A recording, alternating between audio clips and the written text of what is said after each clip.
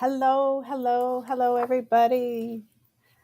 Whether you are joining us live on this, at least for us, stormy Thursday evening, or you're watching this later, hello and welcome. I'm just going to give it a minute here as we settle in and let a couple of people arrive. So tonight, as I record this, it is Thursday, April 13th, 7 o'clock for me. I am here in a different space this evening as I was working with clients until I came on. So welcome. We've been having this ongoing conversation, or beginning a conversation, I should say, around thriving at midlife, what that means. So I don't know about you, but, often we think of midlife as, our midlife crisis, if you will, as, someone's going and buying a sports car, dating a younger person. But I think it's like this beautiful opportunity to maybe dive a little deeper and explore how to make midlife a time of growth, fulfillment, and even like kicking some butt and doing some great things, For those of you who don't know me, my name is Glenda. I am the founder of Myles Ahead Wellness, and I'm a psychotherapist, a yoga and meditation teacher, a health coach, a wellness facilitator, and I have been working in the wellness or the health field for a little over 30 years. Dare I say that even out loud? Which makes me in midlife. We offer these bi-weekly live sessions to share wisdom and to practice in our community. Our mission at Myles Ahead Wellness is to support this idea of self-mastery at midlife and beyond so that we may realize or unlock our potential and live life more fully. So for the next, I'm going to say 6 weeks, but it's probably closer to 8 weeks. Let's say till summer, June 21st, we're going to be examining this idea of thriving at midlife, thriving in midlife, if you will, in 2023, and the unique challenges that present itself in today's world. And we began a new season of our podcast to Get Myles Ahead, and we began having these conversations there, talking about this first episode was all about moving from midlife crisis to midlife clarity, because this idea of clarity or knowing oneself is a really important aspect to really embrace change and move towards fulfilling our goals. So today or tonight's conversation is really around redefining success on our terms at midlife, this idea of second X success. So what does it mean to succeed? That's going to be part of this conversation. What does it mean to thrive or to flourish? And how can we practice? What can we practice to support living well and living long? As it relates to live well, live long, I wanted to invite you to an upcoming workshop that will be released on April 18th. That's Tuesday, and will be available on demand till middle of May. It's going to be, or it is, a 2-hour presentation filled with lots of information around whole life practices, including a workbook of exercises and downloadable practices to support this really solid understanding, if you will, of key positive whole life practices to live well and live long. I will include the registration link and more information in the notes related to this video after it's released, and you can watch it in the replay. So let's begin by just taking a moment to arrive to this space together, closing our outer eyes, if you will, and turning within to this beautiful, expansive world that we have within us. Taking a deep breath in and just allowing a slow exhale.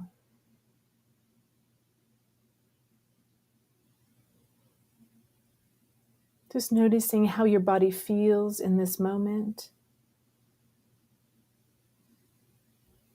allowing yourself to be fully present with your breath, your body, your surroundings.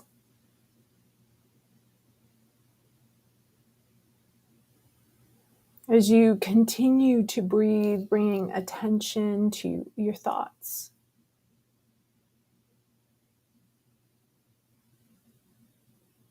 Noticing any thoughts that arise. Trying not to judge them, simply observing them as they come and as they go.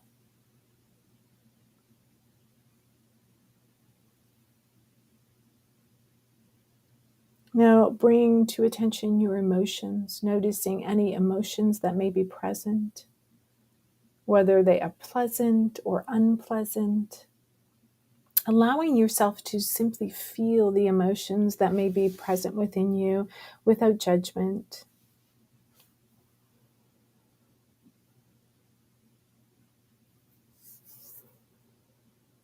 As you continue to breathe,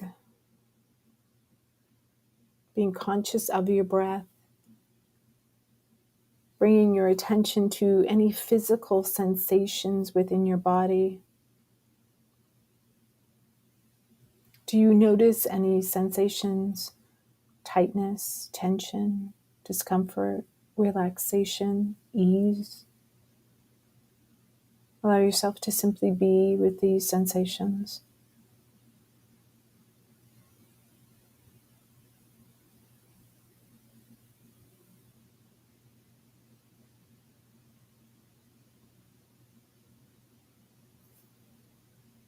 As you bring awareness to your thoughts, emotions, physical sensations, notice how they are all interconnected.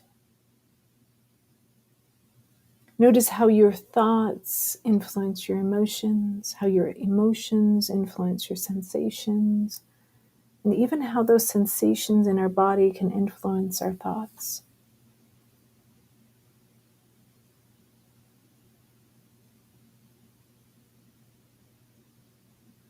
Taking a few more deep, conscious breaths, allowing yourself to be in this moment, fully present to this beautiful, expansive inner world.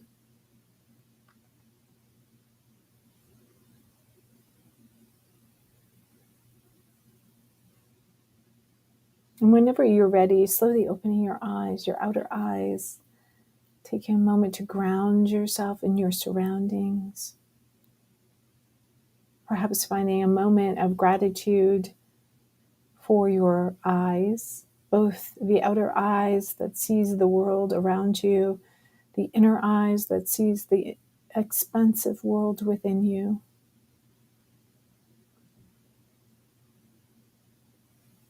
Allowing yourself these moments to simply be, to be here.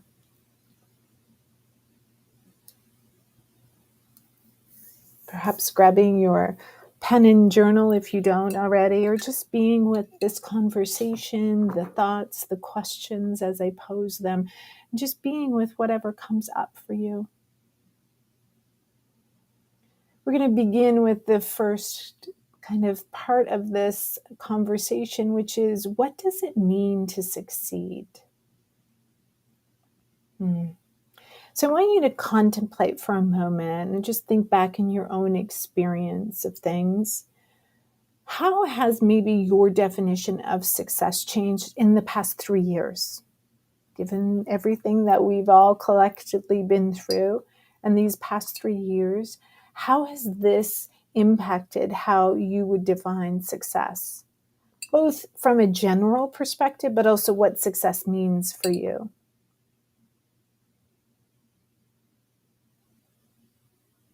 How about the last, say, 7 years or 10 years? Or, I often look at it like the last 13 or 14 years since I made a big shift in my life and left the corporate world behind. How about 20 years? Think of some younger version of yourself and compare it to this version of you now. How has success changed for you, or your idea of success changed?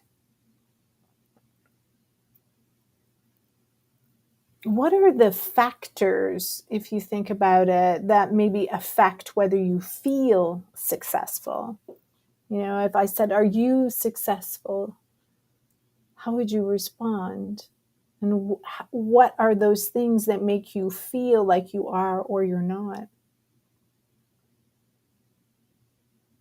And if you think about what those factors might be, like for many of us, it might be our bank account or the number in our bank account, if you will.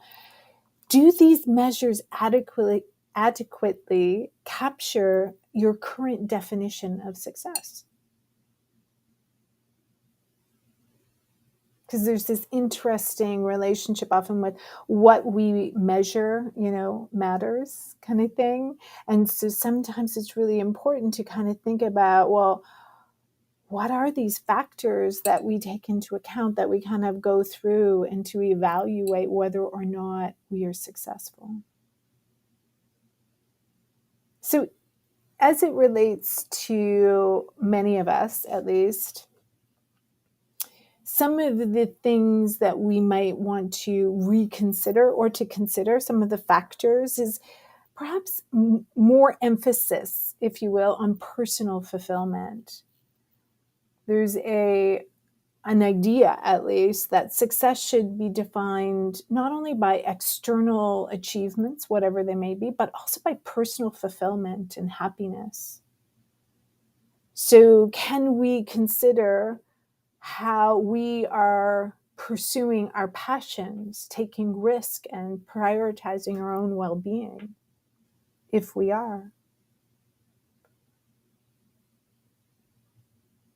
Even breaking down stereotypes, whether that's related to our gender, our age, our race or ethnicity, our religion, the language we speak, whatever that might look like. Can we consider it from outside of that, right? Focusing perhaps on our skills and our accomplishments, our potential, and not be solely defined simply by some category that people can put us in. Another element might be, expanding this idea of success to be as diverse as there are people in this world. Especially when we start to come into this mid-age, I think we can start to recognize that people come from this beautiful, diverse backgrounds, and their experiences and path to success are not the same. That there are many, many paths forward.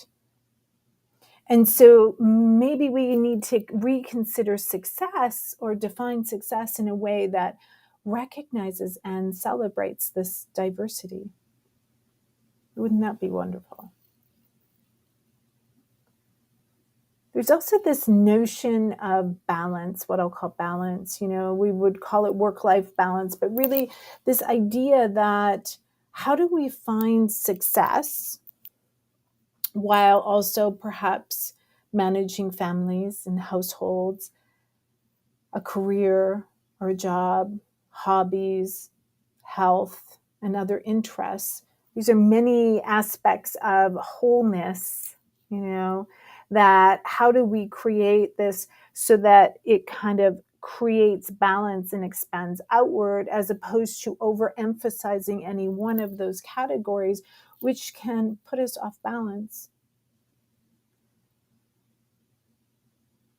Another area that we might consider, re-examining, if you will, redefining success, might include this element of promoting mentorship and collaboration. For those of us, again, at this stage of our life, we have wisdom to share. We have experiences that have helped us get to this place. And so how can we be encouraged to mentor and collaborate with other people, to build networks, to support each other, and promote collective success, not only this strive for individual success or financial wealth as the major measure of success in society today. So overall, when we start to redefine success for those of us at midlife, 40 and above, maybe 35 to 40 and above, requires this shift in mindset away from these traditional, if you will, notions of success that may not reflect our diverse experiences and aspirations of many of us. So by promoting other things like personal fulfillment, recognizing diversity, finding this balance, and promoting collaboration and collective success, we can really begin to redefine success in a way that allows us to feel like we are successful and contributing in positive ways, not only to our own lives, but to the world around us. So what does it mean to thrive or to flourish? To flourish means to grow, to prosper, to thrive in a holistic sense. It encompasses various aspects of life, including physical health, mental health, emotional well-being, social connectedness, personal fulfillment, purpose, all of these things that we hear of over and over again in terms of that which is a sense of overall well-being. Flourishing implies more than just the absence of negative experiences or conditions, but rather we are focusing on a state of being in which people are experiencing positive emotion, positive relationships, and a sense of meaning and accomplishment in their lives. So when a person is flourishing, they're not just surviving, right? But they're actively pursuing their goals. They're actively pursuing their goals. They're experiencing positive emotion. They're celebrating, and they're engaging in meaningful activities, whatever they may be, and meaningful to them individually, again, creating this diversity. They're living a life that is rich in purpose, joy, and fulfillment. And they're able to adapt to and cope with life's challenges in a healthy and resilient way. And this is actually going to be the topic of our next live, which is all about psychological flexibility and resiliency and the importance of that. Overall, when we think about it, flourishing is a holistic and dynamic concept, right? It's very dynamic in terms of what it looks like for each of us. Again, celebrating that diversity. And it's also about it's an ongoing process of personal development and growth in all aspects of our life, not just in one area. And so to truly flourish means that we have this overall holistic view of our own life and sense of well-being. In order to kind of get there, often there's some things that we can do, right? The how of it, if you will. So we can practice self-reflection as one thing. We can take time to reflect on our values and our goals and our priorities. We can consider, if you will, what even brings us joy. I've asked this of many clients over the years, what do you enjoy? And sometimes, especially at midlife and beyond, the question becomes, I don't know anymore. I don't know who I am anymore. I don't know what I like anymore. We've lost parts of ourselves to the caring of others, to the career, to the children, to whatever it may be that has occupied our space and our energy. So self-reflection really allows us to build this clarity. Again, a conversation that we've had previous, but also ongoing, is the sense of self, connecting to the sense of self, of who are we. We can also start to build positive relationships, surrounding ourselves with friends and family and community in really important ways. And sometimes this means cultivating new relationships and new community, because the ones around us might not be as supportive now as they previously might have been. We can cultivate self-care, a conversation that's had many times in many spaces. When we care for ourselves, we know thyself, right? We're going into our own inner world, closing our outer eyes and going into this vast and beautiful inner world that is within us and accessible all the time. And we understand what our needs are, and we meet those needs. We recognize some of those positive whole life practices that are fundamental to how we show up every day. Getting a good night's sleep, eating food, moving our body, practicing mindfulness, journaling, whatever it might look like for you, those self-care practices reduce stress and increase resiliency. It's also important to pursue your passions, whatever that might look like, right? Finding joy and fulfillment in the activities that we do, that we are spending our time in this life doing something that brings us some sense of satisfaction. So whether that's a hobby, a creative pursuit, a career path, whatever it might be, how can this help us create a sense of purpose and meaning in our life? The next one is embracing change. Okay, so, change is a tough thing for many people, and often they can find themselves at midlife going through a process of wanting to embrace change, wanting to change lots of things, in fact, often. And so it's really coming into a place of understanding that change is a natural part of our life.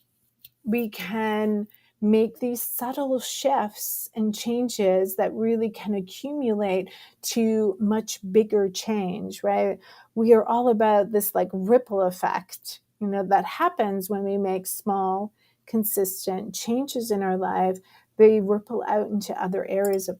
So when we can accept that change is this natural part, we can start to embrace new opportunities, new ways of thinking, new experiences that come our way, and we remain open to learning, to growing, to sharing, and to even just trying something new. And embracing change then allows us to not feel like we have to throw it all away and start over again, but we can start to make those small incremental changes. And over time, our life starts to shift. And of course, the last is like finding meaning and purpose, exploring what brings meaning and purpose to your life, and work towards those goals that align with those values. And that can show up in lots of ways for people. Sometimes it's in their work, for sure. Other times it's through volunteer work or philanthropy or other ways to contribute to society, to their family, to their communities. But it's just really important to feel that whatever we are doing in our day and in our life is adding to some sense of meaning and purpose, something greater than just ourselves. So these are some of the same elements that come up over and over and over again, right? And so one of the questions becomes, well, why aren't we doing them? If we know that this offers a sense of well-being, if we know that this can lead to flourishing, this can lead to success or feeling like we are a success, then why aren't we doing them? Why aren't we prioritizing these things consistently in our lives? And the thing is that we live in a world filled with distractions and numbing agents, if you will. The TV, the phone, pot, food, alcohol, whatever it is, all of these things are just in such easy reach of us. It keeps us constantly dissatisfied, but also numb to the dissatisfaction that we don't actually change. Things aren't that bad, because if they were bad, we would do something about it. So we get complacent and we kind of put up with this low level of dissatisfaction, if you will. And then sometimes we wake up and there's this big external change that happens. We get a news of a health issue, someone close to us dies or gets sick, we get laid off or fired, or our partner comes home and says, I want a divorce. We are shaken out of our complacency and we discover just how unsatisfied or dissatisfied we are with our lives.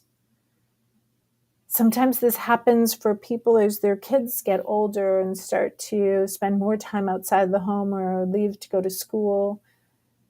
And we're left with the more time on our hands and more of the reality of what am I going to do with my life, right? What am I going to do with my life? There's a lot of societal pressures that go along with this, right? In one way, we're told we have to just kind of stay the same. And we don't want to make any conflict or rub against anything. And one way to navigate these societal pressures, if you will, is what we talked about before with cultivating a strong sense of self-awareness and self-acceptance. By understanding your values and goals and priorities and having the clear sense of purpose and direction, we can withstand, these societal expectations, or we can act independent of them.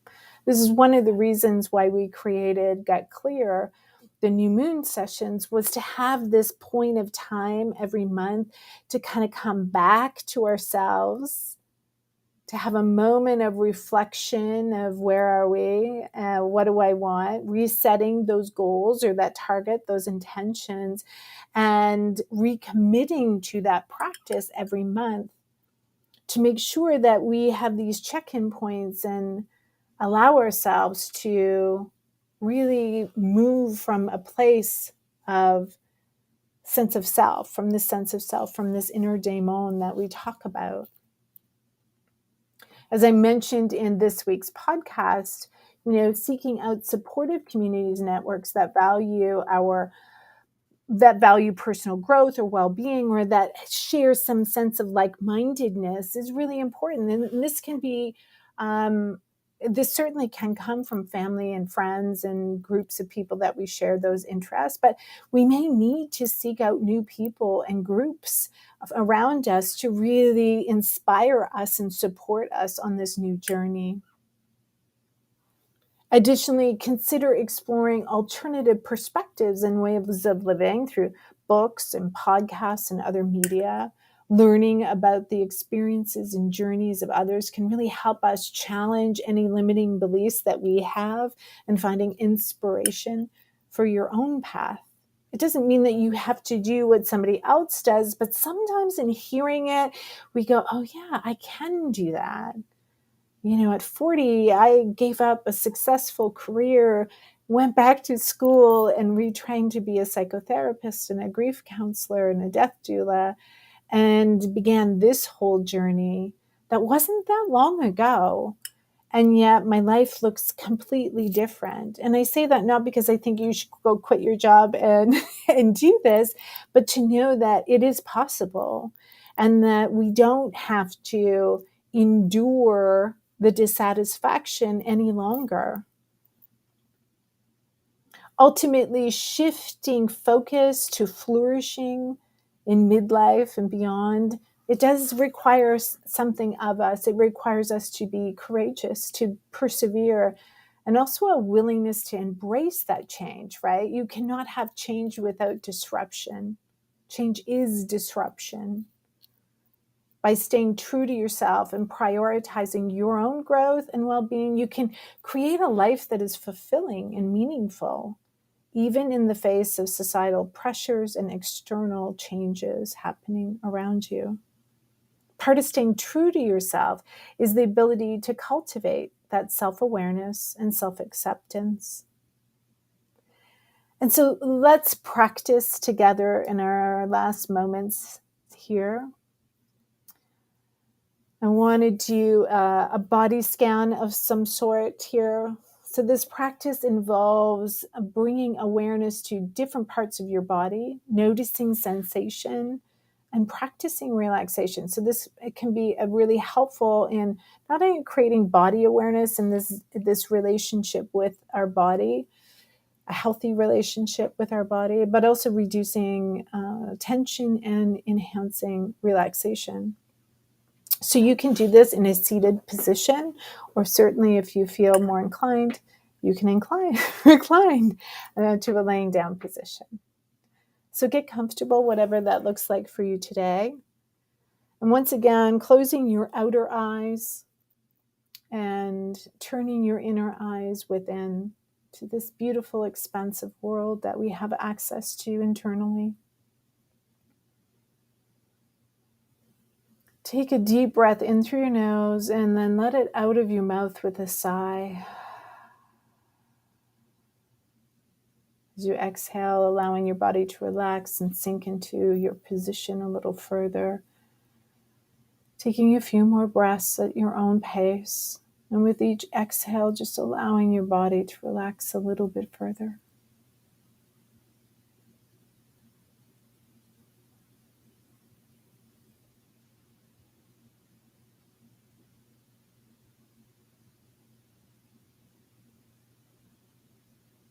Begin by bringing your attention to your feet, wiggling your toes perhaps, noticing any sensations such as tingling or warmth. Allow your breath to flow into your feet. Imagine that you're breathing in relaxation, breathing out tension.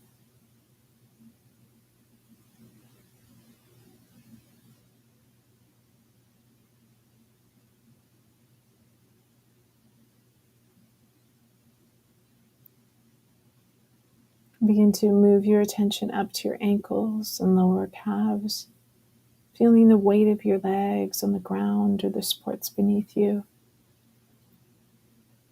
Notice any tightness, stiffness, or any sensations that may be present. Breathing.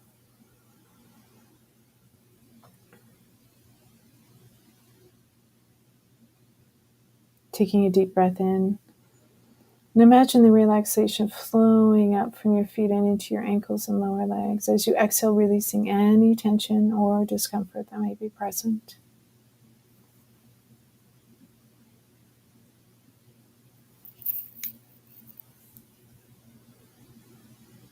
Moving your attention up to your knees and thighs.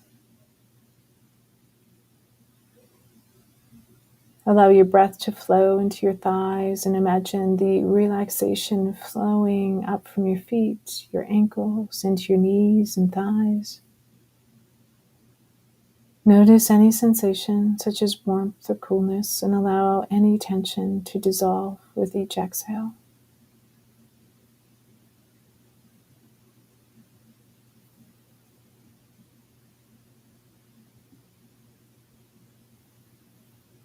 Bringing your attention to your hips, your pelvis.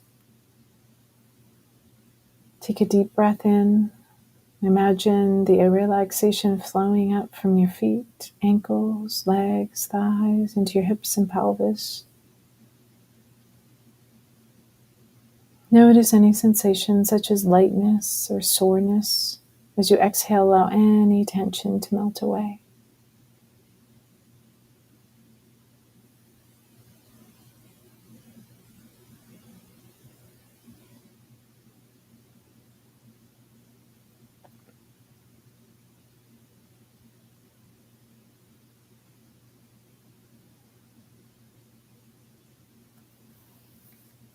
Moving your attention up to your abdomen and lower back. Take a deep breath in. And imagine the relaxation flowing up from your feet, ankles, thighs, hips, pelvis, and into your abdomen and lower back. Notice any sensations such as tightness or discomfort. And with each exhale, releasing any tension or discomfort.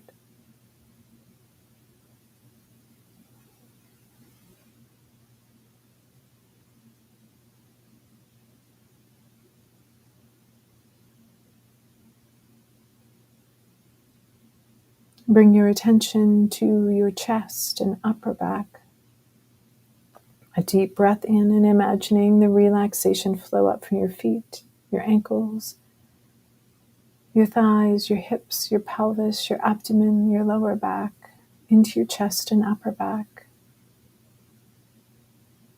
Notice any sensations such as tightness or pressure. As you exhale, allow any tension to release and let your chest and upper back expand with each breath.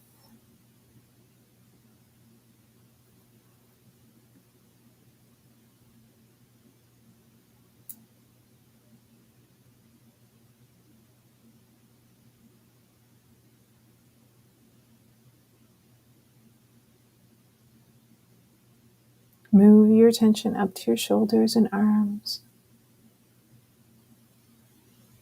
Take a deep breath in and imagine the relaxation flowing up your feet, ankles, legs, thighs, hips, pelvis, abdomen, lower back, chest, upper back, into your shoulders and down into your arms. Notice any sensations that may be present. And as you exhale, releasing any tension, feeling your shoulders and arms becoming more heavy and relaxed.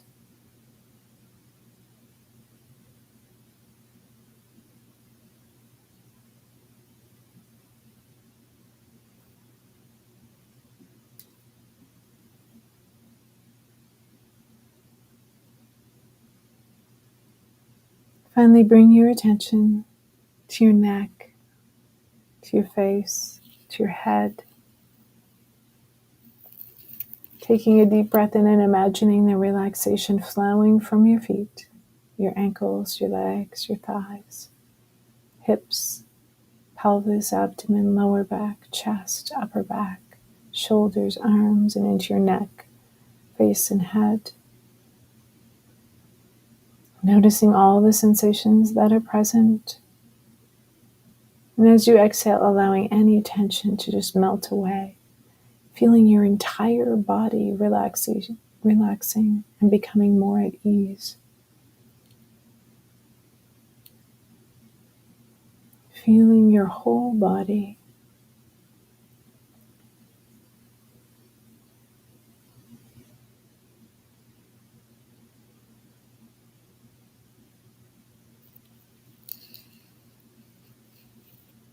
Repeating an affirmation to yourself in this moment, a belief that you're trying to install.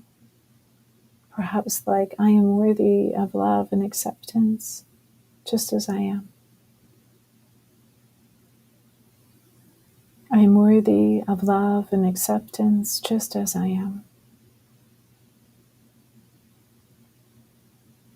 I'm grateful for all the experiences that have brought me to this moment. I'm grateful for all the experiences that has brought me to this moment.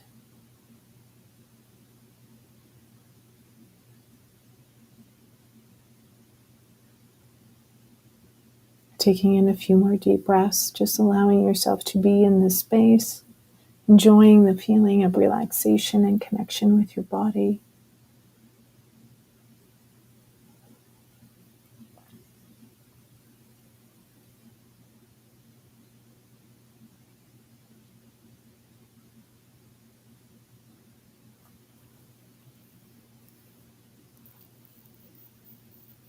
Whenever you're ready, just slowly opening your outer eyes and taking a moment to notice how you feel. Notice what you see in the surroundings around you, allowing yourself to ground in to your surroundings, to your experience. Noticing how you may feel different in your body. Hopefully a space of relaxation, some ease. If you are looking for more practices, be sure to check out our new Relaxation Series, which aims to provide a wide range of meditation and practices to downregulate our nervous system and support flexibility in our emotional responses. They're all available on our YouTube channel and on Substack, and they are released every Monday over the spring season. I think there's one there now on progressive muscle relaxation. There's a non-sleep deep rest that will be released. There's body scans. There's breathing practices, all available to you.